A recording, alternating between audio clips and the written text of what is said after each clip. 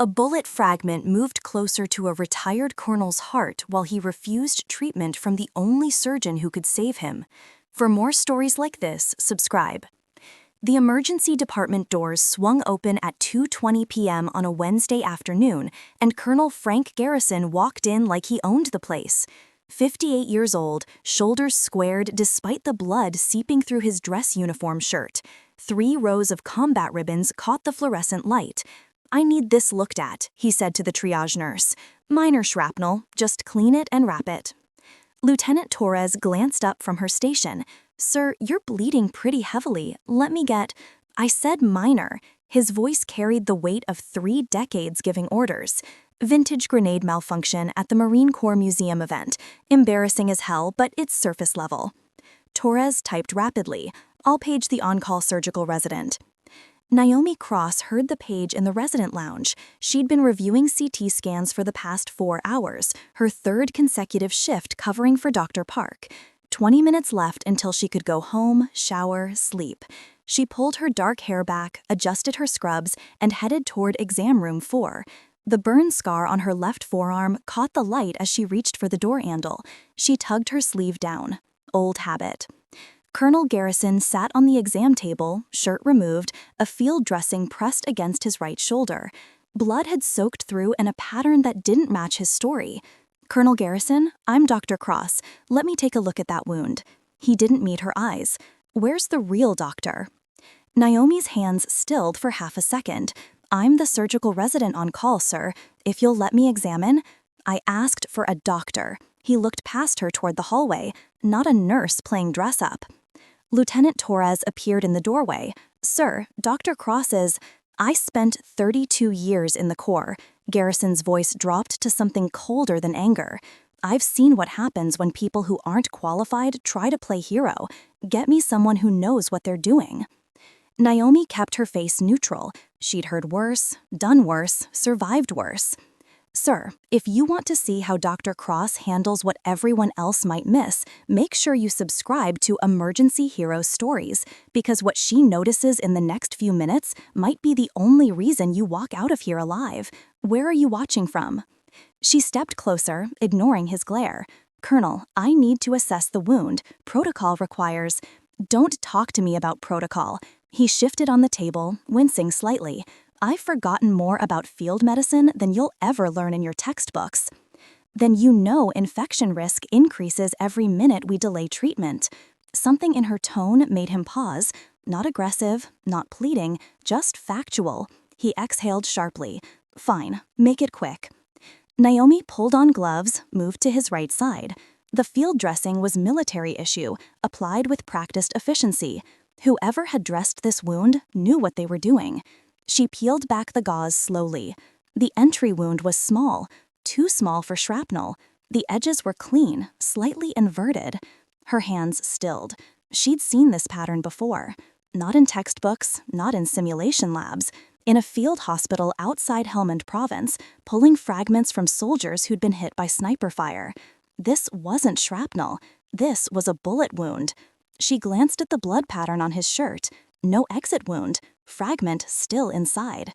"Colonel, I need to order imaging. This wound requires—" "I said it's minor." He pulled away slightly. "Just clean it and—" "Sir, the entry pattern suggests a projectile, not shrapnel fragmentation.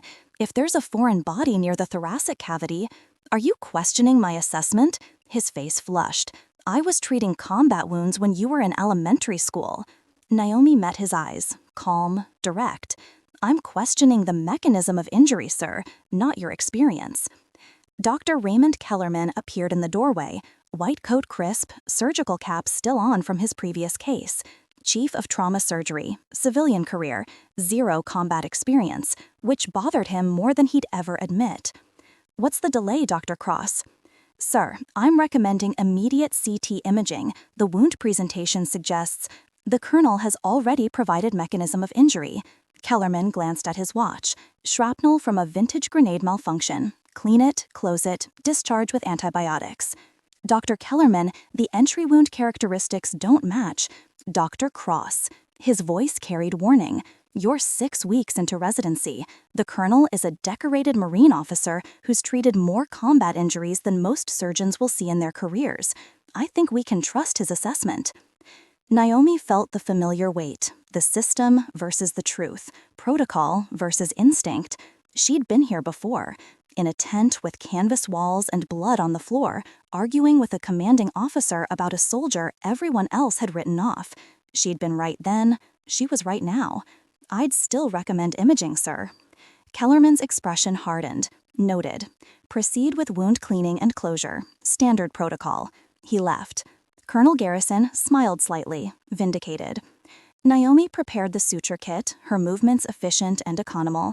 She irrigated the wound, applied local anesthetic, began closing with interrupted sutures. Her hands moved in patterns she'd learned in places that weren't on her official resume. Sergeant Marcus Wade, 2 beds over with a compound fracture, watched through the gap in the curtain. Something about her technique made him sit up straighter. Those sutures weren't normal. They were military-grade field closure, the kind you learned when blood loss mattered more than cosmetic outcomes. Naomi finished the final stitch, applied sterile dressing, stepped back. "You're cleared for discharge, Colonel. Follow up in 5 days for suture." Usher removal. If you experience chest pain, shortness of breath, or... I know the drill. He stood, pulled his shirt back on carefully. Maybe next time they'll send someone who actually knows what they're doing. He walked out. Lieutenant Torres appeared beside Naomi. That was brutal. Naomi stripped off her gloves. "Request a standing order for CT chest on Colonel Garrison. Dr. Kellerman already cleared him. Request it anyway. Note it in the chart as clinical concern for retained Farron body." Torres hesitated, then nodded. Naomi walked toward the lounge, her shoulder blades tight, her breathing controlled.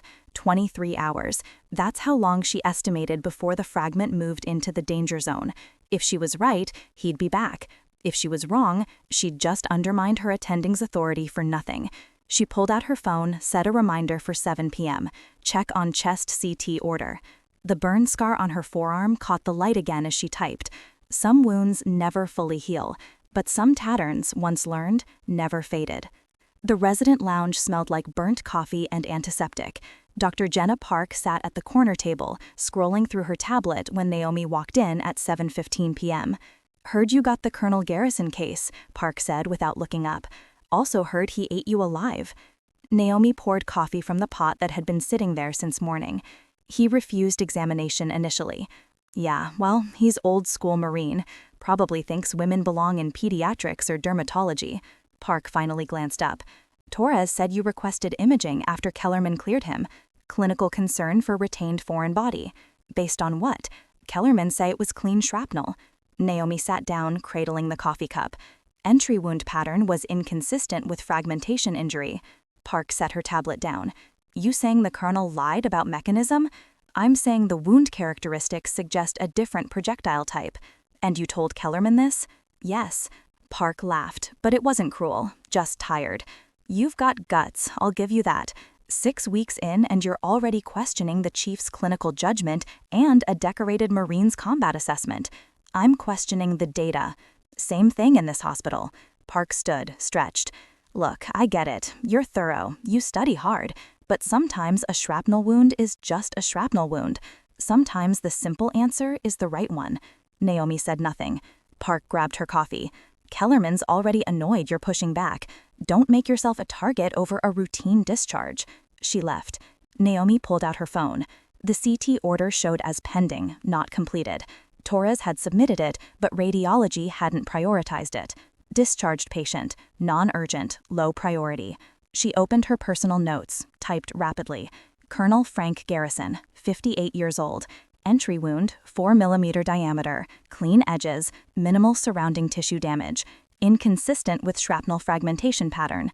No exit wound visualized. Patient ambulatory, minimal pain response. Estimated fragment depth, 3 to 4 centimeters. Proximity to thoracic vertebrae concerning for migration risk. She stopped typing. Migration risk. If the fragment was lodged near muscle tissue, normal movement could shift it. Deeper, closer to vital structures. The pericardium, the heart. She checked the time. 5 hours since discharge. If he'd gone home, rested normally, the fragment could have already moved. Her phone buzzed. Text from Lieutenant Torres. CT got bumped. Radiology says tomorrow earliest. Patient already discharged anyway. Naomi stared at the screen. Tomorrow might be too late. Down the hall in the orthopedic recovery area, Sergeant Marcus Wade lay in bed, his right leg elevated in traction. Compound fracture from a training accident. Surgery scheduled for tomorrow morning. He'd been listening to the residents talk through the thin curtain for the past 3 hours. Gossip, case reviews, the usual hospital background noise. But that doctor who'd sutured the colonel, something about her hands had been wrong. Not wrong, different. He'd seen those movements before, in field hospitals, forward operating bases, places where speed mattered more than perfection, where keeping someone alive for the next 6 hours was the only goal that mattered. He pulled out his phone, texted his buddy who was still deployed. "Yo, you remember that trauma surgeon at FOB Shirgazai? The one who kept Patterson alive after the IED hit?" The response came back 4 minutes later. "Captain Cross? Yeah, she was a legend. Saved like 50 guys during that siege. Why?" Marcus stared at the name. Captain Cross. Dr. Cross. No way. He pushed the call button. A different nurse appeared, not Torres. "Can I help you, Sergeant?" "That doctor who was here earlier. Dark hair, burn scar on her left arm. What's her full name?" The nurse checked the board. "Dr. Naomi Cross. Surgical resident. Why?"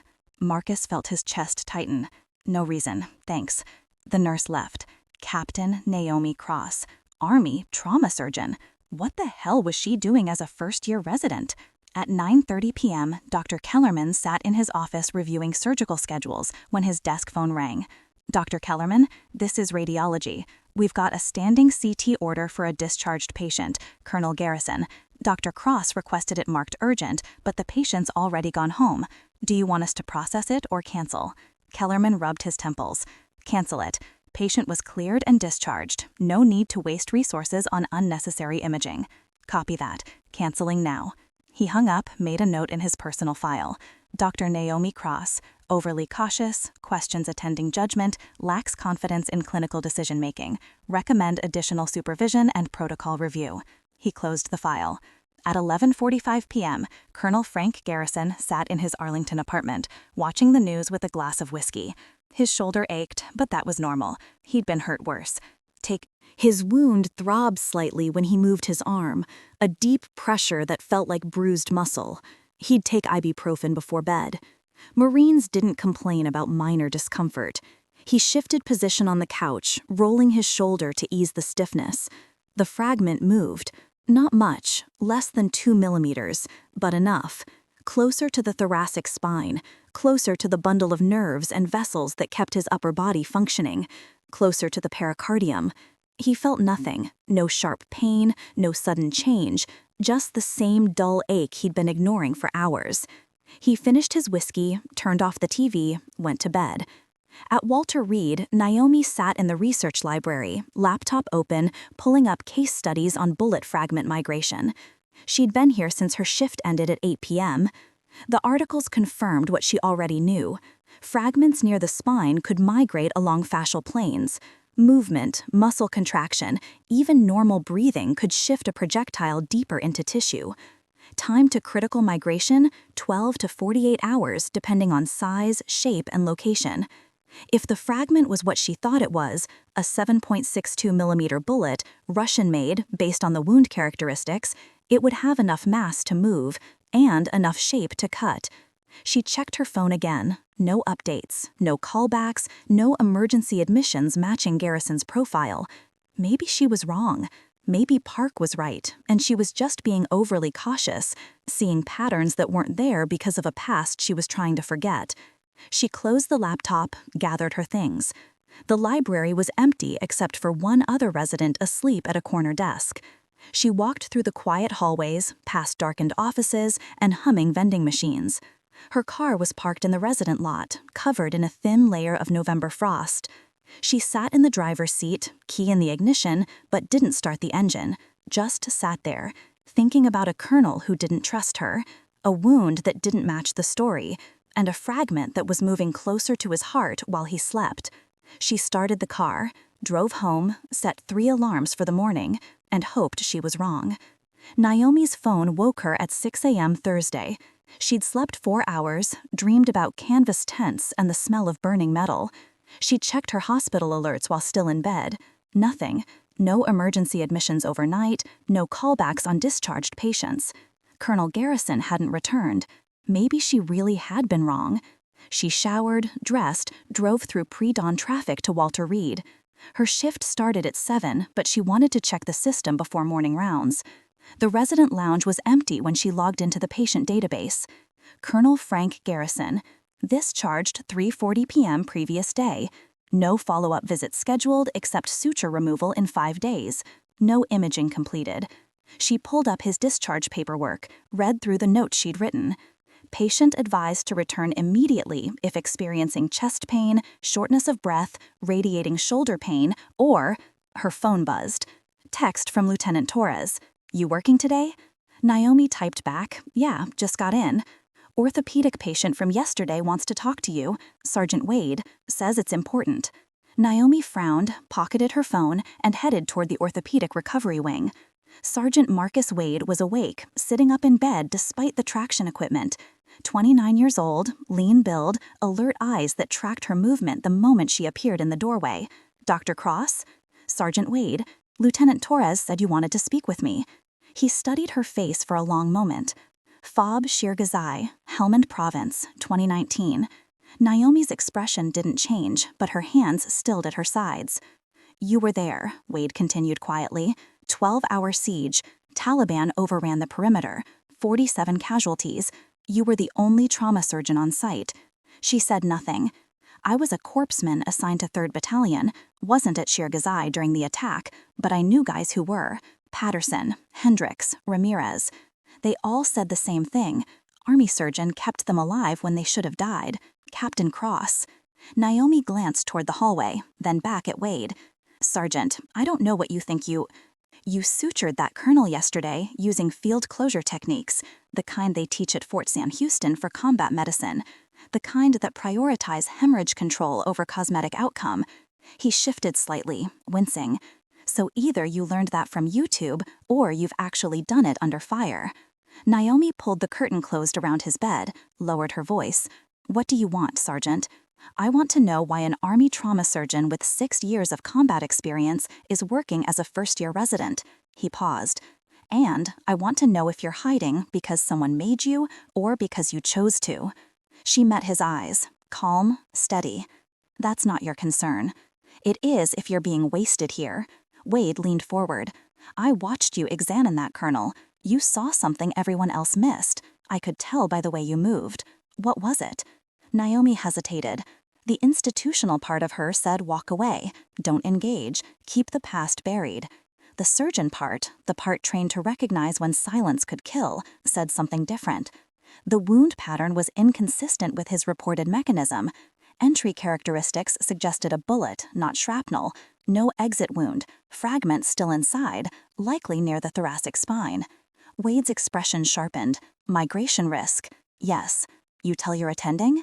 He dismissed it, deferred to the colonel's assessment. And imaging? Requested but canceled after discharge. Wade exhaled slowly. So you've got a retained bullet fragment in a guy who doesn't know it's there, moving closer to his heart, and nobody's listening to you? That's the situation.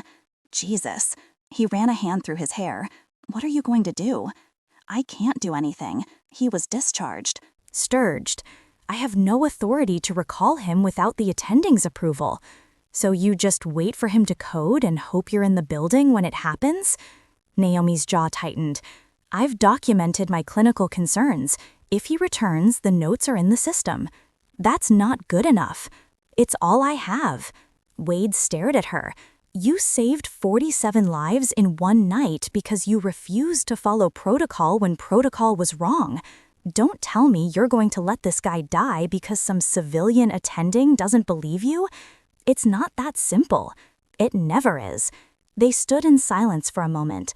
Then Wade's monitor beeped, blood pressure spiking slightly, pain response. Naomi checked his IV automatically, adjusted the flow rate. Your surgery's scheduled for 10 a.m. Dr. Kellerman's performing the fixation. Great, the guy who doesn't listen. Wade settled back against the pillows. Do me a favor, Doc. If that colonel comes back and crashes, don't wait for permission. Just do what you know is right. Naomi didn't respond. She left the curtained area, walked back toward the main corridor.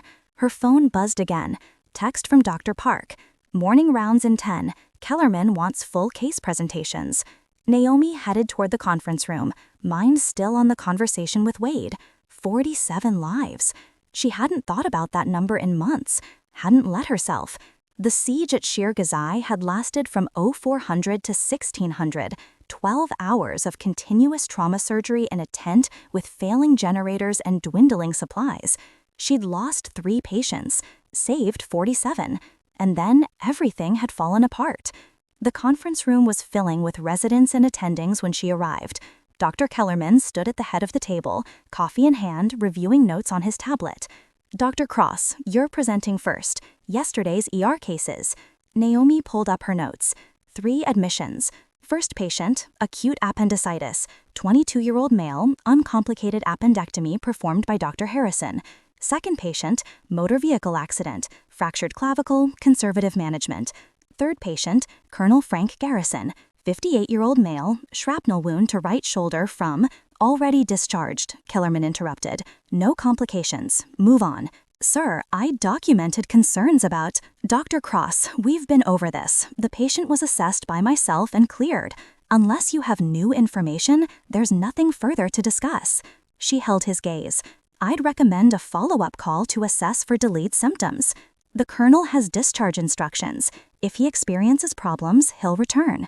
We don't chase patients who are doing fine. Kellerman turned to the next resident. Dr. Park, your cases. The meeting continued. Naomi sat silent, taking notes she wouldn't remember later. At 9:15 a.m., 70 miles away in Arlington, Colonel Frank Garrison woke with a headache and a shoulder that hurt worse than it had the night before. He sat up slowly, tested his range of motion. The ache had spread, deep, radiating down toward his chest. Probably just slept wrong. He took ibuprofen, made coffee, ignored it. At 1:47 p.m., the pain sharpened. Not much, just a brief spike when he reached for a glass in the kitchen cabinet. He paused, breathing through it. Then it faded. Just bruised tissue, normal healing process. He'd survived 3 combat tours and a dozen injuries worse than this. He wasn't going to run back to the hospital because of some soreness.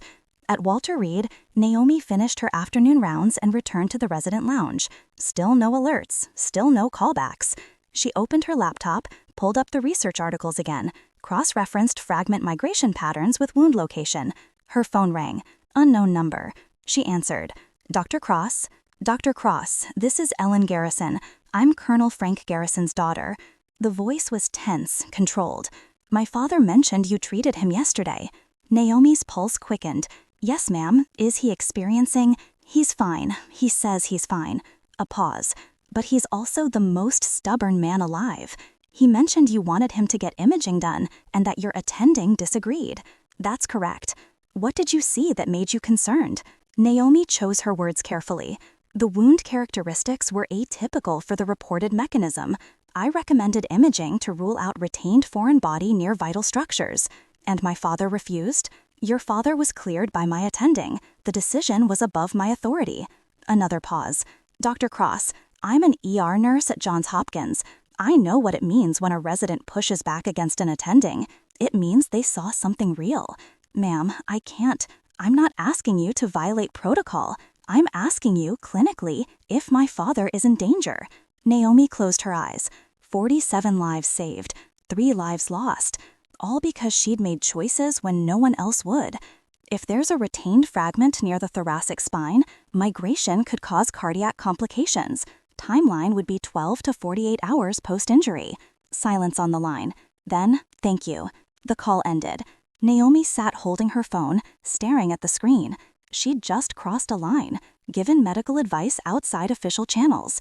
If Kellerman found out, it could end her residency. But if she was right, she'd just saved a man's life. If she was wrong, she'd just terrified a daughter for nothing. Her hands didn't shake. Not this time. At 6:32 p.m., Ellen Garrison sat in her father's living room, watching him pretend everything was fine. I told you, I'm not going back to that hospital. Some resident with an overactive imagination doesn't get to dictate my medical care. Dad, she was concerned enough to call me back. She didn't call you, you called her. And she told me the truth when she could have just said nothing. Ellen leaned forward. When was the last time you had chest pain? I don't have chest pain. When was the last time your shoulder hurt? He said nothing. Dad, it's sore. That's normal. I got hit by shrapnel yesterday. She said it wasn't shrapnel. His face darkened. She's a first-year resident who thinks she knows more than a Marine colonel and a chief of surgery. I'm not taking medical advice from someone who probably just finished med school. Ellen pulled out her phone. I'm calling an ambulance. Like hell you are. Then you're driving yourself back to Walter Reed, or I'm driving you. Your choice. They stared at each other. Finally, Garrison stood slowly. Fine, we'll go, and when they tell you I'm perfectly fine, you're buying dinner. At Walter Reed, Naomi's shift was supposed to end at 7. She was filling out discharge paperwork for a gallbladder case when her pager went off. Trauma alert. Incoming patient. ETA 6 minutes. She headed toward the ER, expecting the usual Thursday evening chaos. Motor vehicle accident, domestic incident, heart attack. The radio crackled as she pushed through the doors. Walter Reed, this is Medic 47. We've got a 58-year-old male, sudden onset severe chest pain and shortness of breath. BP 90/60 and dropping. Heart rate 132. Patient has recent shoulder injury, sutured yesterday at your facility. Family reports possible retained foreign body. ETA 3 minutes. Naomi's stomach dropped. Lieutenant Torres was already prepping Trauma Bay 2. That's your colonel, isn't it? Get Dr. Kellerman, now. He's in surgery, won't be out for another hour. Then page Dr. Park and get imaging ready. We need a CT chest the second he's stable enough. Torres moved fast. Naomi pulled on a trauma gown, gloves, positioned herself at the head of the bay. The doors burst open. Paramedics wheeled in a gurney. Colonel Garrison lay on his back, oxygen mask on, face gray, daughter Ellen walking alongside holding his hand. Trauma Bay 2, Naomi called.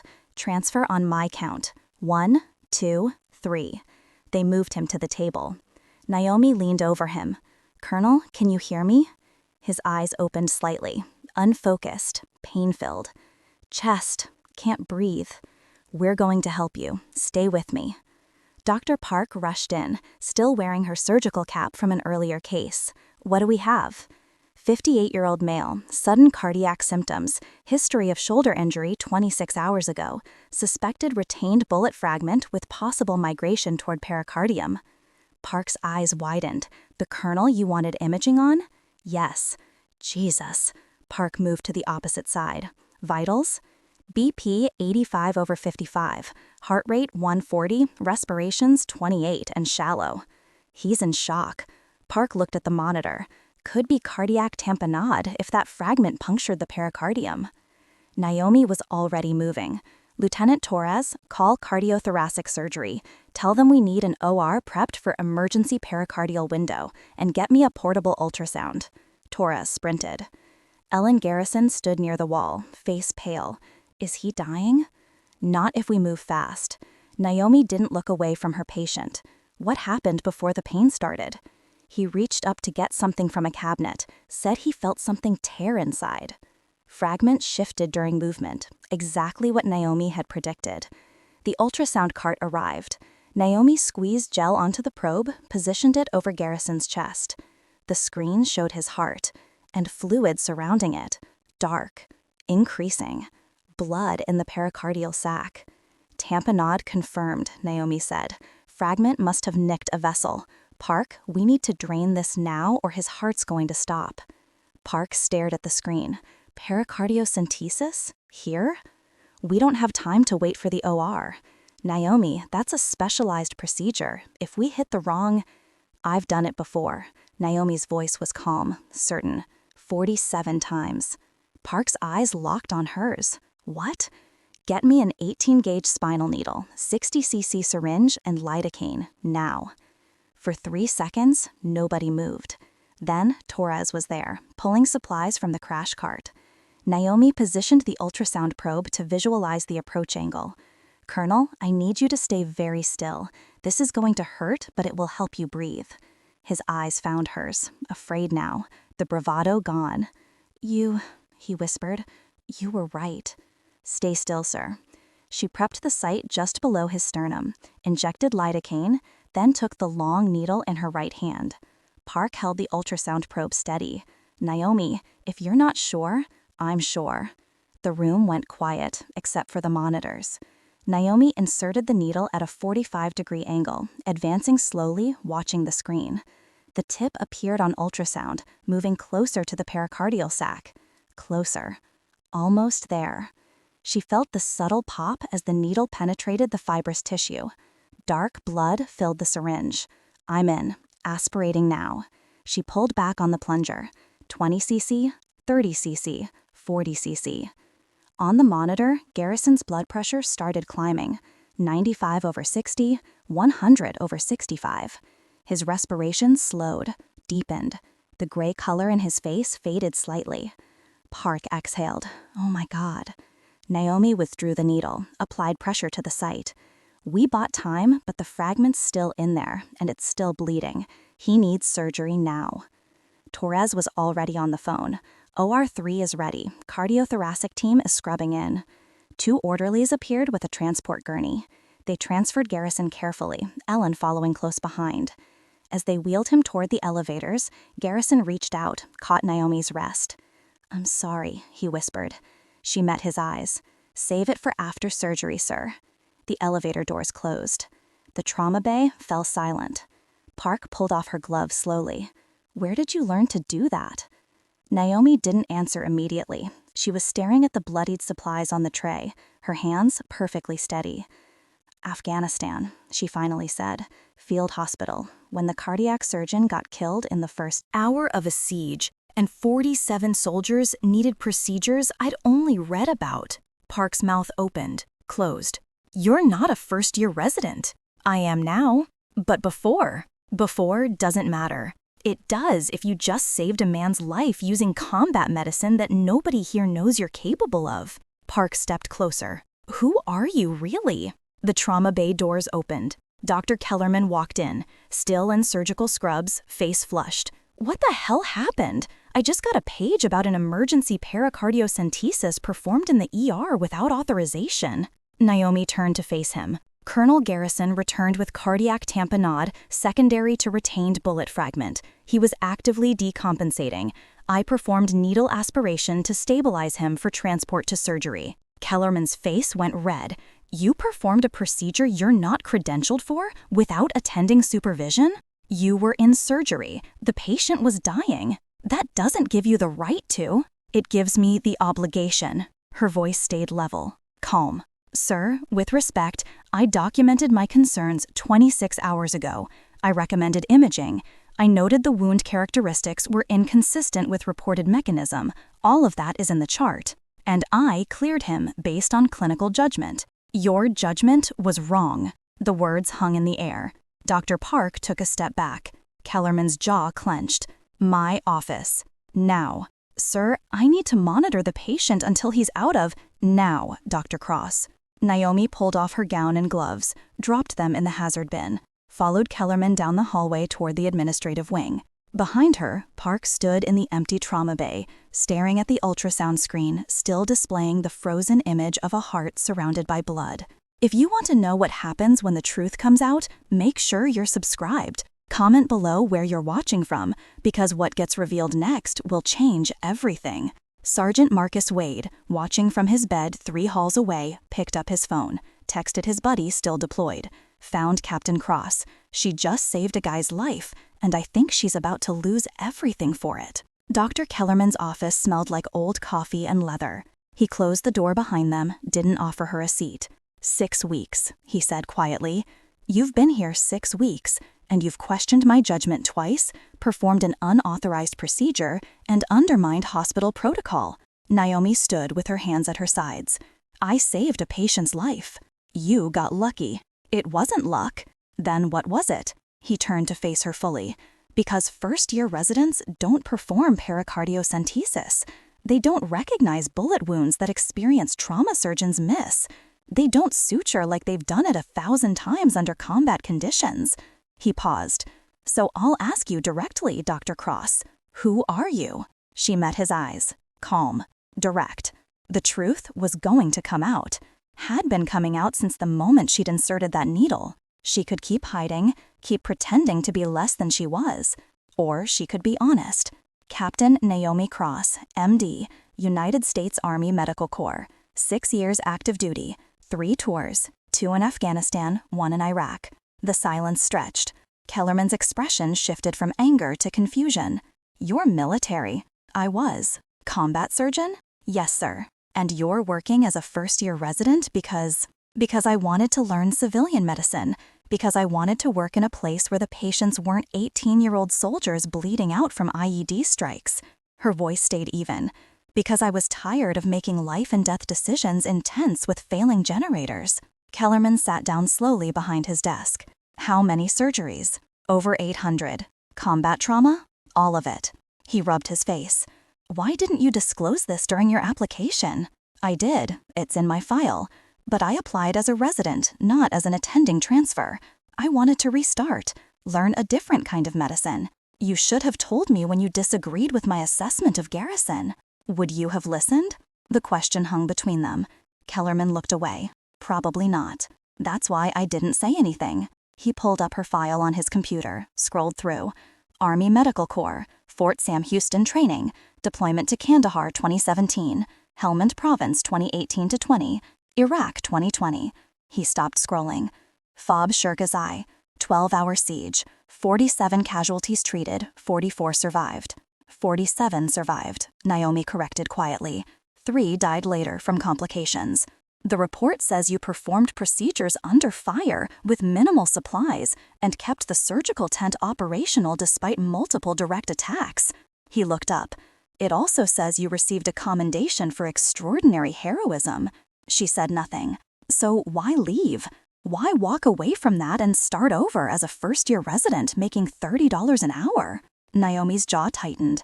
That's personal, sir. It's relevant if you're working in my department. It's not relevant to my clinical competence. It is if it affects your judgment. She wanted to walk out, wanted to tell him it was none of his business. But she'd already crossed the line. Might as well finish. Kandahar, 2019. 6 months after Shurgazai. Her voice stayed flat, professional. We got intel about a high-value target in a compound outside the city. Special operations team went in, took fire, called for medical support.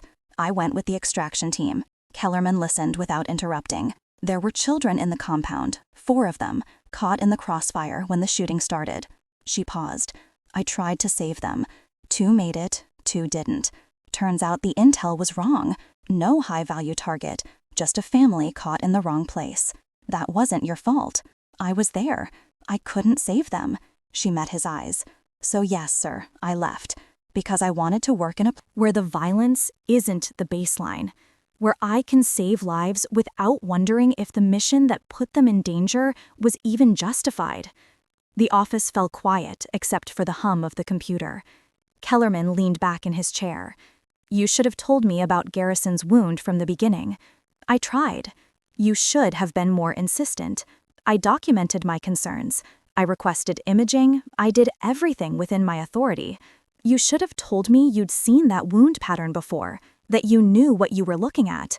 Would that have changed your decision? He didn't answer immediately. Then, slowly, probably not. I would have thought you were overreacting, based on military experience that doesn't translate to civilian medicine. Exactly. He exhaled. I was wrong. Yes, sir. And you were right. Yes, sir. Another silence. Then Kellerman pulled up a form on his screen, typed rapidly. I'm filing an incident report. Unauthorized procedure performed by first-year resident in emergency circumstances. Patient outcome, successful stabilization and transfer to surgery. Naomi's chest tightened. Sir, if you're terminating my residency, I'm not. He kept typing. I'm documenting what happened so that when the hospital board reviews this, and they will, the record shows you acted appropriately under the circumstances. He hit save, looked up. But we need to have a conversation about your role here. Sir, you're not a first-year resident. Not really. You're a combat surgeon with more trauma experience than half my attending staff. He stood. So we need to figure out what that means. For you, for this department, and for the patients who need someone with your expertise. I want to finish my residency. Why? You've already done the work. You could challenge the boards, get licensed, practice independently. Because I want to learn medicine that isn't about survival. I want to do gallbladder surgeries and hernia repairs and appendectomies, normal cases, routine outcomes. She paused. I want to be a doctor who doesn't carry a sidearm. Kellerman studied her for a long moment. All right, finish your residency. But I'm adding a note to your file that you're available for complex trauma cases that require advanced intervention. That defeats the purpose of. Dr. Cross, you just saved a man's life. Because you saw what nobody else did. That's not something you hide. That's something you use. His tone softened slightly. You can't unlearn what you know, and you shouldn't have to. Before she could respond, his desk phone rang. He answered. Dr. Kellerman? Pause. Yes, she's here. He handed the phone to Naomi. It's the OR. She took it. Dr. Cross? Dr. Cross, this is Dr. Patel, cardiothoracic surgery. We just finished with Colonel Garrison. Thought you'd want to know, we removed a 7.62 millimeter bullet fragment from the pericardia space, Russian-made based on the markings. Another 2 hours, and it would have severed the phrenic artery. Naomi closed her eyes briefly. Patient status? Stable, excellent prognosis. He's headed to ICU for monitoring, but he should make a full recovery. A pause. That was exceptional clinical judgment, doctor. You saved his life. Thank you. She handed the phone back to Kellerman. He hung up, looked at her. Russian 7.62 millimeter. That's not shrapnel from a vintage grenade. No, sir. So what was it? I don't know. But the colonel does. Down the hall, in the ICU, Colonel Frank Garrison lay in bed, sedated but stable. Ellen sat beside him, holding his hand. Lieutenant Torres knocked softly on the doorframe. Ma'am, Dr. Cross asked me to check on your father. Ellen looked up, eyes red. They said he's going to be okay. Yes, ma'am. Dr. Patel is one of the best. It's not Dr. Patel I want to thank. Ellen stood. Where's Dr. Cross? With Dr. Kellerman, administrative meeting. Is she in trouble? Torres hesitated. I don't know, ma'am. Ellen's expression hardened. If they punish her for saving my father's life, I will burn this hospital down. Torres almost smiled. I'll let her know you said that. In the orthopedic wing, Sergeant Marcus Wade heard the news from a passing nurse. Colonel Garrison was alive, stable. Dr. Cross had performed an emergency procedure that bought him time. Wade picked up his phone again, pulled up a contact he hadn't called in 2 years. Colonel Sarah Hendricks, Army Medical Corps, Walter Reed liaison. The call connected after 3 rings. This is Colonel Hendricks. Ma'am, this is Sergeant Marcus Wade, 3rd Battalion, currently at Walter Reed for orthopedic surgery. I need to report something unusual. Go ahead, Sergeant. There's a surgical resident here, Captain Naomi Cross, former Army trauma surgeon. She just saved a patient using combat medical techniques. He paused. Ma'am, with respect, why is someone with her experience working as a first-year resident? Silence on the line. Then, that's complicated, Sergeant. Is she hiding? She's healing. From what? From the kind of things that don't go away just because you change your uniform. Another pause. Thank you for calling this in. I'll make some inquiries. The call ended. Wade set his phone down, stared at the ceiling. Captain Cross had saved 47 lives in one night, and now she was saving them one at a time in a place that didn't even know who she really was. Naomi returned to the ICU at 9:47 p.m. Her shift had officially ended 2 hours ago, but she needed to see Colonel Garrison awake. Ellen stood as Naomi approached. Without warning, she pulled Naomi into a tight hug. Thank you, Ellen whispered. Thank you for not giving up. Naomi stood stiffly for a moment, then carefully extracted herself. How's he doing? Awake, asking for you. Naomi moved to the bedside. Colonel Garrison's eyes were open, oxygen cannula in place, monitors beeping steadily. The color had returned to his face. He looked at her for a long moment. I'm a damn fool, he said quietly. Sir, you need to rest. I need to apologize. His voice was rough from the intubation. You tried to tell me. You saw what I was too arrogant to admit, and I nearly died because of my pride." Naomi pulled up a chair, sat. "Colonel, the fragment that Dr. Patel removed, it wasn't shrapnel. It was a bullet, Russian-made, 7.62 millimeter." Garrison closed his eyes. "I know. The grenade story was a lie." "Yes." Ellen moved closer. "Dad, what happened?" He was quiet for several seconds. Then, "I collect war trophies, deactivated weapons, spent casings, things I brought back from deployments. Keep them in a display case in my study." He swallowed. "One of the rifles wasn't properly deactivated. I was cleaning it 2 days ago. Thought the magazine was empty. It wasn't." The room fell silent. "I shot myself," Garrison continued, voice thick with shame. "Accidentally discharged a round into my own shoulder at close range, alone in my house like some idiot recruit who doesn't know how to clear a weapon." Ellen's hand went to her mouth. "I panicked, couldn't admit it, couldn't let anyone know that a Marine colonel with 32 years of experience made a mistake that basic." He looked at Naomi. "So I lied, said it was shrapnel from a grenade malfunction at the museum event, figured no one would question it." "But you questioned it," he continued. "You saw through the lie with one glance, and instead of calling me out, you tried to save my life anyway." Naomi's expression didn't change. "That's my job, sir." "Your job is to treat patients. You went beyond that." He paused. "My daughter told me you called her, warned her I might be in danger, even though your attending had cleared me. You risked your career to save someone who treated you like garbage." "I risked nothing. I made a clinical observation."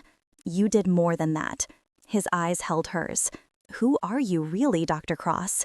She hesitated. Ellen spoke up. "Dad, she's former military, Army trauma surgeon. I looked her up after I brought you in." Garrison's expression shifted. "You served?" "Yes, sir." "Where?" "Afghanistan, Iraq." "Combat medicine?" "Yes, sir." He stared at her. "How many tours?" "3. "And you're working as a first-year resident because I wanted something different." "That's not an answer." Naomi stood. "Sir, you need to rest. We can discuss this when—" "Doctor." His voice carried command even from a hospital bed. "I just learned that the person I disrespected and dismissed is someone who's seen things I can't imagine, someone who saved my life despite having every reason to let me suffer the consequences of my own stupidity. I think I'm owed an explanation." She met his eyes, steady, unflinching. "Kandahar, 6 months after a siege where I kept 47 soldiers alive for 12 hours straight. We got bad intel, raided the wrong compound. 4 children died in the crossfire. I tried to save them. Failed." Her voice stayed level. "I left because I wanted to practice medicine where the casualties aren't caused by decisions made 1,000 miles away, by people who'll never see the bodies." The monitors beeped in the silence that followed. Garrison's face had gone pale again, but not from his injury. "Those children," he said quietly, "that wasn't on you. I was there. I couldn't save them. You were following orders in an impossible situation. That doesn't bring them back." He was quiet for a moment. Then, "No, it doesn't." He looked at his daughter, then back at Naomi. "I spent 32 years in the Marine Corps.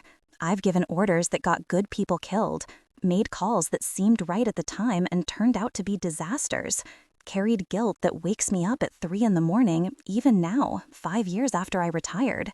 Naomi said nothing. "So when I tell you that what happened wasn't your fault, I'm not offering empty comfort. I'm telling you the truth from someone who knows exactly what that weight feels like." He paused. "And I'm telling you that punishing yourself by hiding what you're capable of doesn't honor those children. It just wastes the skills you could be using to save others. I'm not hiding. You're working as a first-year resident when you should be teaching trauma protocols. That's hiding. That's healing. They're not mutually exclusive." Before Naomi could respond, the ICU doors opened and Dr. Kellerman walked in, followed by another woman in Army dress uniform. Colonel Sarah Hendricks, 46 years old, silver oak leaves on her shoulders, medical corps insignia on her collar. Naomi's posture shifted automatically, straighter, military. "Captain Cross, Colonel." Naomi's voice was careful. "I didn't know you were at Walter Reed." I'm not. I'm a civilian resident. You're a captain in the Army Medical Corps with 6 years of combat experience. I'm on inactive reserve status. My service obligation is complete. Your obligation is complete. Your value isn't. Hendricks crossed her arms. Do you know how many trauma surgeons we have with your level of field experience? 12. In the entire Army. And you're wasting that expertise doing appendectomies. I'm learning civilian medicine. You're running away. Naomi's jaw tightened. With respect, Colonel, that's not your assessment to make. It is when the Army needs you. Hendricks pulled out a folder from her briefcase. Department of Defense is developing a new combat trauma training program. Forward chemical teams, embedded medical units, damage control surgery protocols. They want someone with real experience to design the curriculum. Find someone else. There is no one else with your record. My record includes children who died because I couldn't save them. Your record includes 47 soldiers who lived because you refused to give up. Hendricks stepped closer. Naomi, Kandahar wasn't your fault. The after-action review cleared you completely. The intel failure was on command, not on you. I know what the review said. Then why are you still punishing yourself? I'm not punishing myself. I'm choosing a different path.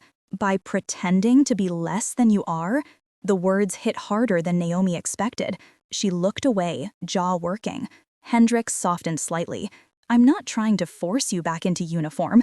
I'm asking you to consider using what you learned to train others, so fewer medics have to figure out battlefield surgery on their own, so more soldiers make it home. I can't. Why not? Because every time I think about going back, I see those children. Her voice stayed quiet, controlled. I see their faces, I hear their mother screaming, and I remember that no amount of training or skill or experience could save them because they never should have been in danger in the first place. Hendricks was quiet for a moment. Then, you're right, they shouldn't have been, and that's a failure of policy, intelligence, and command. But you know what else is true? Right now, there are 18-year-old medics deploying to combat zones with inadequate training because the people who could teach them won't. She paused. You can't save those 4 children, but you can save the next 47 soldiers by making sure their medics know what you know. Naomi closed her eyes. The hallway was quiet, except for the distant sound of monitors and hushed conversations. I need time to think, she finally said. Take the time you need, but don't take so long that you forget who you are. Hendricks handed her the folder. Training program details, timeline, compensation. It's a civilian contract position, not active duty. You'd be teaching, not deploying. Think about it. She walked away, leaving Naomi standing alone in the hallway holding a folder she didn't want. Back in the ICU, Dr. Kellerman sat in the chair beside Garrison's bed. That was quite a performance your Dr. Cross put on. She's not my Dr. Cross. She's her own person. Kellerman paused. But yes, it was remarkable. You didn't know about her background? Not the extent of it, no. Are you going to do anything about it? Kellerman looked at him. Like what? Like figure out how to make sure she stays here. Because if the Army wants her back, you're going to lose the best trauma surgeon you didn't know you had. 3 days later, Naomi sat in Dr. Kellerman's office for the second time that week. This time, there were others present. Dr. Patricia Vance, Chief of Medicine, James Corrigan, Hospital Administrator, and Colonel Frank Garrison, still moving carefully but insisting on attending. Dr. Cross, thank you for coming, Dr. Vance began. We've spent the past 72 hours reviewing your case with Colonel Garrison, your personnel file, and consulting with our legal and medical oversight teams. Naomi kept her expression neutral. Am I being terminated? No, Corrigan said. You're being offered a choice. She waited. Kellerman leaned forward. Your unauthorized pericardiocentesis saved Colonel Garrison's life. The procedure was technically outside your credentialing, but given the emergent circumstances and your undisclosed prior experience, the review board has determined your actions were justified. However, Dr. Vance continued, your status here has become complicated. You applied as a first-year resident, but you possess expertise equivalent to a senior attending. That creates administrative and educational challenges. I want to finish my residency, Naomi said. We understand that, but we also have a responsibility to our patients and our institution. Vance pulled out a document. We're proposing a modified residency track. You'd continue your training in civilian surgical procedures, the routine cases you wanted, but you'd also serve as a trauma consultant for complex cases requiring advanced intervention. That's not a residency. That's an attending position with extra steps. It's a hybrid, Kellerman said. You learn what you came here to learn, but you also provide expertise we desperately need. Our trauma mortality rate is 18% higher than comparable facilities. You could change that. Naomi looked at Garrison. Sir, why are you here? He shifted in his chair. Because I owe you my life, and I want to make sure you're treated fairly. He paused. And because I've spent the last 3 days thinking about what you said, about wanting to practice medicine where the casualties aren't caused by bad decisions made far away. And I think you're right, but I also think you're using that as an excuse to hide from something you're exceptionally good at. He met her eyes. I was wrong about you, completely, unforgivably wrong. And I'm here to make sure this hospital doesn't make the same mistake by letting you go. Dr. Vance spoke again. Colonel Garrison has also made a proposal. He's offering to fund a new trauma training initiative here at Walter Reed, contingent on your involvement. Naomi's eyes narrowed. Sir, you don't need to. I'm not doing this out of guilt, Garrison interrupted. I'm doing it because it's the right thing. I've got money I don't need and connections I rarely use. If creating a training program keeps you here and saves lives, that's a better legacy than anything else I could do with my retirement. Corrigan slid a folder across the desk. The proposal includes a civilian trauma fellowship program, simulation labs, and partnerships with military medical training facilities. You'd design the curriculum, supervise fellows, and maintain clinical practice. It's a 3-year commitment, after which you'd have the option to continue or pursue other opportunities. Naomi opened the folder, scanned the details. Salary, benefits, teaching responsibilities, clinical hours. It was everything she'd walked away from the military to avoid, and everything she'd been trained to do. I need to think about this, she said. Take the time you need, Vance replied, but we'd like an answer within 2 weeks. If you decline, we'll still honor your residency as originally structured. No penalties, no pressure. This is an offer, not an ultimatum. The meeting ended. Naomi walked out, folder in hand, mind racing. She found Sergeant Marcus Wade in the physical therapy room, working through exercises with his healing leg. Captain, he said when he saw her, it's just doctor now, Sergeant. Not according to anyone who knows what you did. He finished his rep, sat on the bench. Heard you're getting offered some kind of special position. Word travels fast. This is a military hospital. Everything travels fast. He grabbed his water bottle. You going to take it? I don't know. Why not? Because I left the military to get away from exactly this kind of work. No, Wade said quietly. You left because you couldn't forgive yourself for something that wasn't your fault. There's a difference. She said nothing. I looked up the Kandahar incident, he continued. Read the after-action report. You did everything right. The intel was bad, the command decision was flawed. 4 children died because of failures that happened before you ever entered that compound. I was there. I should have saved them. You tried. That's all anyone can do. He stood carefully, testing his weight on the injured leg. Captain, I've worked with a lot of medics and surgeons. Some are good, some are great. And then there's people like you, people who see things others miss, who make impossible decisions under fire, who refuse to give up even when everyone else has. He paused. That's not something you can just turn off, and it's not something you should waste. I'm not wasting it. I'm redirecting it. By doing appendectomies? Come on. He limped closer. You saved 47 lives in one night because you were the only one who could. How many could you save by teaching others to do what you do? The question hung in the air. Naomi looked away. It's not that simple. It never is. But you know what's simpler? Watching someone die because their surgeon didn't have the training you could have provided. That's pretty straightforward. He left her standing there, folder in hand, words echoing. That evening, Naomi drove to Arlington National Cemetery. She walked through rows of white headstones until she reached Section 60, the newer graves. Iraq, Afghanistan, the forever wars. She stopped at one marker in particular, Captain James Patterson. died age 24, Helmand Province. She'd operated on him during the Shir Ghazi siege, saved his life that night. He died 3 months later, in a different firefight, different circumstances, but she still remembered his face. "I don't know what to do," she said quietly to the stone. "Everyone keeps telling me I should go back, use what I know, train others. But every time I think about it, I remember why I left." The cemetery was quiet, except for distant traffic and wind through trees. "You told me once that the hardest part of being a soldier was knowing that doing everything right didn't guarantee success, that sometimes people died despite our best efforts, and we had to live with that." She paused. "I'm trying to live with it. I'm trying to build something different." A voice spoke behind her. "But different doesn't mean better." She turned. Colonel Hendricks stood 10 feet away, hands in her coat pockets. "Are you following me, Colonel?" "No, I come here every Thursday. My son is 3 rows over." Hendricks walked closer. He was a platoon leader, died in 2018 from wounds sustained in an ambush. The medic who tried to save him was 19 years old, with 6 weeks of combat experience. He did his best. It wasn't enough. Naomi's chest tightened. "I'm not telling you this to manipulate you," Hendricks continued.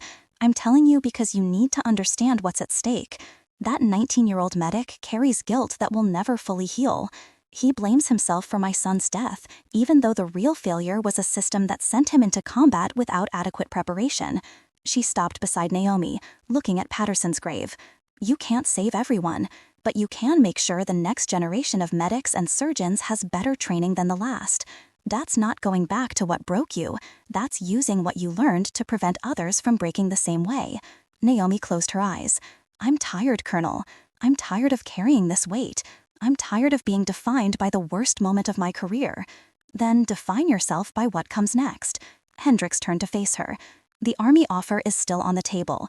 So is the hospital's proposal. Or you can finish your residency and disappear into civilian practice. I won't judge any of those choices.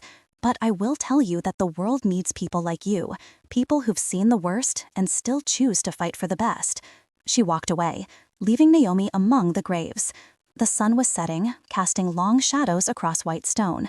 Naomi stood there until the light faded, holding a folder she hadn't opened and carrying questions she couldn't answer. Finally, she walked back to her car. On the drive home, she called Dr. Kellerman. He answered on the second ring. "Dr. Cross? I need 3 conditions if I accept the proposal." "I'm listening." "First, I maintain full autonomy over curriculum design. No military oversight, no DoD approval requirements. The program is civilian, even if it trains military personnel." "Agreed." "Second, I want Sergeant Marcus Wade offered the first fellowship position once he completes his recovery. He's got field experience and teaching instincts. He'd be an asset." "I'll make it happen." "Third, I want the program to include mandatory psychological support for all participants. Trauma training isn't just technical, it's emotional. Anyone learning this work needs to understand that saving lives and losing patients both leave marks." Kellerman was quiet for a moment. "That's actually brilliant." "Yes, absolutely yes." Naomi exhaled slowly. "Then I accept." "You're sure?"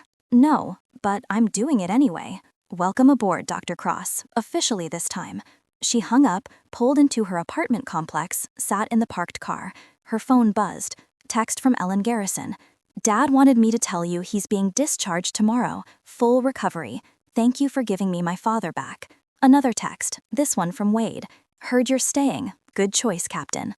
Naomi set her phone down, rested her head against the steering wheel. She was terrified and ready. 6 months later, the Walter Reed Advanced Trauma Training Center opened on the hospital's 3rd floor. 3,200 square feet of simulation labs, lecture halls, and surgical practice rooms, funded by Colonel Frank Garrison and designed by Dr. Naomi Cross. The first cohort consisted of 8 fellows, 6 civilians, 2 military. Sergeant Marcus Wade stood at the front of the group, leg fully healed, now serving as assistant instructor. Naomi addressed them from the podium, her voice calm and steady. "Trauma surgery is about making impossible decisions in insufficient time with inadequate information. You will lose patience. You will doubt yourself. You will carry weight that never fully goes away." She paused. "This program exists to give you the skills, support, and training to carry that weight without breaking under it." The fellows listened in silence. Over the next 18 months, you'll learn damage control surgery, battlefield medicine adapted for civilian settings, mass casualty triage, and psychological resilience protocols. You'll work with real patients under supervised conditions. You'll make mistakes in simulation so you don't make them when lives are at stake. She clicked to the next slide, showing statistics. Since this program's inception 6 months ago, Walter Reed's trauma mortality rate has dropped from 18% above the national average to 12% below it. That's 43 lives saved that statistically shouldn't have been. 43 families who didn't get the worst phone call of their lives. Dr. Kellerman sat in the back row, watching. Beside him sat Dr. Vance and James Corrigan. "She's remarkable," Vance whispered. "I know," Kellerman replied. "I almost lost her because I was too arrogant to listen." On the podium, Naomi continued, "Tomorrow, you'll begin rotations in the trauma bay. You'll observe, assist, and eventually lead under supervision. Some of you will see things that stay with you forever. That's normal. That's part of the work. What's not normal is facing it alone."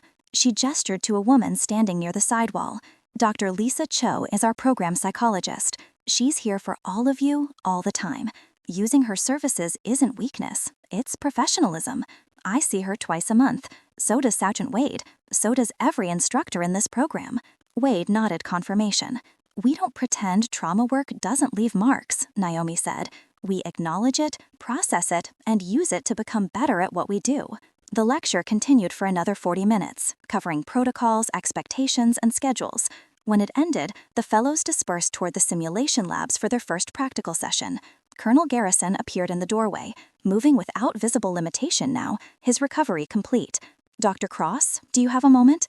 They walked to her office, a modest space overlooking the hospital courtyard. "I wanted to give you this before the formal dedication ceremony next week." He handed her an envelope. Inside was a photograph. Colonel Garrison, in dress uniform, standing with a young woman and 2 small children. His daughter Ellen, her family. On the back, handwritten, "To Dr. Naomi Cross, who gave me the chance to meet my grandchildren, with eternal gratitude and profound respect, Frank Garrison." Naomi stared at the photo. "Sir, I don't." "You gave me more than my life," he said quietly. "You gave me time I didn't know I was going to lose. My daughter got married last month. I walked her down the aisle. I wouldn't have been there if not for you. You would have gone to another hospital, someone else would have. No, I would have ignored the symptoms until I collapsed at home alone, too far from help.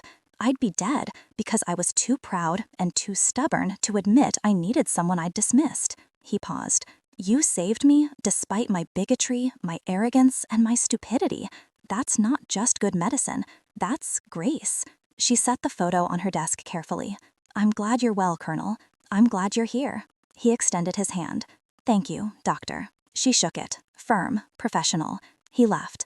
Naomi sat at her desk, looking at the photograph of a family that almost hadn't existed. Her phone buzzed. Text from Wade. "First sim session going well. These kids are sharp." She smiled slightly, typed back. "Good, push them harder." "Yes, ma'am." That evening, Dr. Kellerman found her in the research library, reviewing case studies for tomorrow's lecture. "You should go home," he said. "It's past 8. Almost done." He sat across from her. "I owe you an apology I never properly gave." She looked up. "Sir? When Colonel Garrison came in, you tried to tell me something was wrong.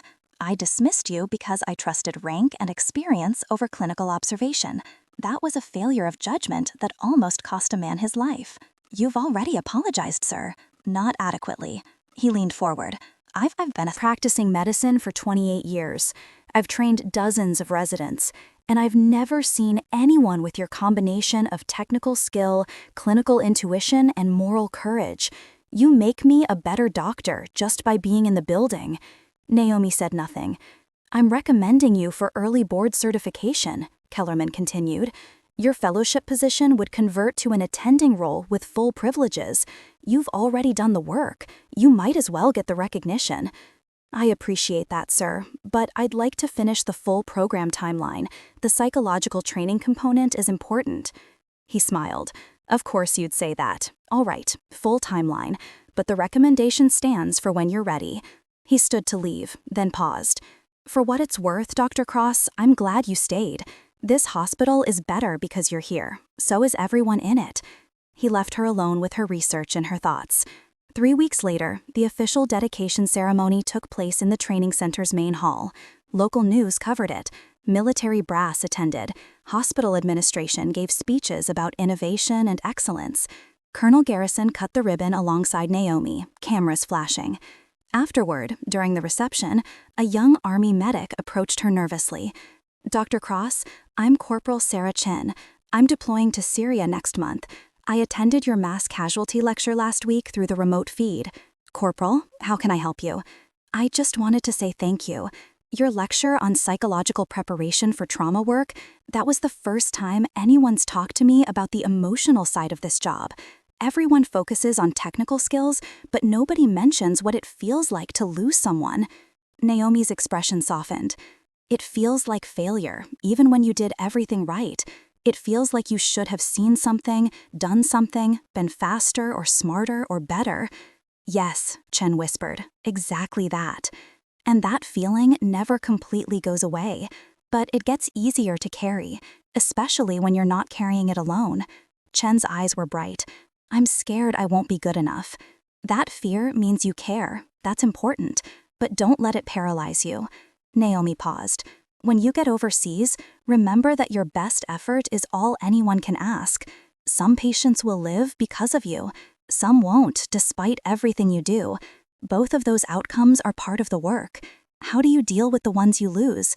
I remember them, I learn from them, and I use what they taught me to save the next person." She met Chen's eyes. "You're going to do good work, Corporal. Trust your training. Trust yourself." Chen nodded, composing herself. "Thank you, ma'am." She walked away. Wade appeared beside Naomi.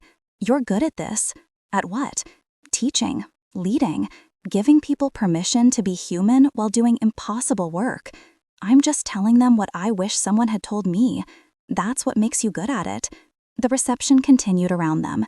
Conversation, laughter, the sound of people building something new. Dr. Vance approached with a tall man in a suit. "Dr. Cross, this is Michael Brennan from the Department of Defense Medical Services. He'd like to discuss expanding your training model to other facilities." "Dr. Cross," Brennan extended his hand. "We've been watching your program closely. The mortality improvements are exceptional.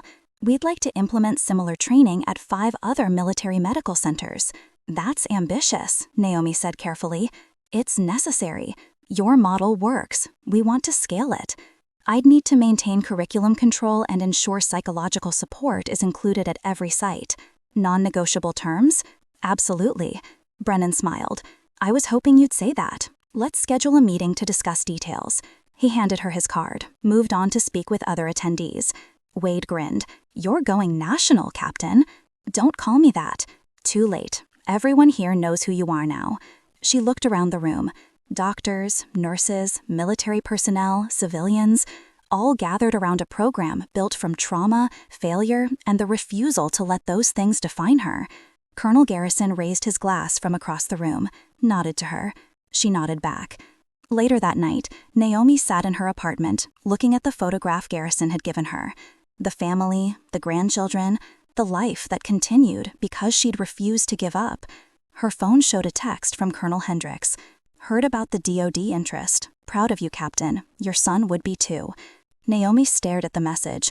She'd never told Hendricks about James Patterson, never mentioned that she visited his grave. But Hendricks had known anyway. That's what good leaders did. They paid attention. Naomi typed back, "Thank you, Colonel, for not giving up on me." The response came quickly. "You never needed me to believe in you. You just needed to believe in yourself." Naomi set her phone down, walked to her window, looked out at the city lights. Somewhere out there, Corporal Chen was preparing for deployment. Somewhere, a young medic was learning techniques that might save lives. Somewhere, a patient was alive because someone had refused to accept the easy answer. She thought about the children she couldn't save. She thought about the 47 soldiers she did. She thought about Colonel Garrison walking his daughter down the aisle. The weight didn't disappear, but it felt different now. Shared, purposeful, transforming. She'd spent years running from who she'd been, trying to become someone new. Now she understood she didn't have to choose. She could be both. the surgeon who'd learned medicine in tents under fire, and the teacher who made sure others never had to learn the same way. Her reflection in the window showed a woman who'd finally stopped hiding. Dr. Naomi Cross. Captain, surgeon, teacher, survivor. She was exactly where she was meant to be, and the work was just beginning.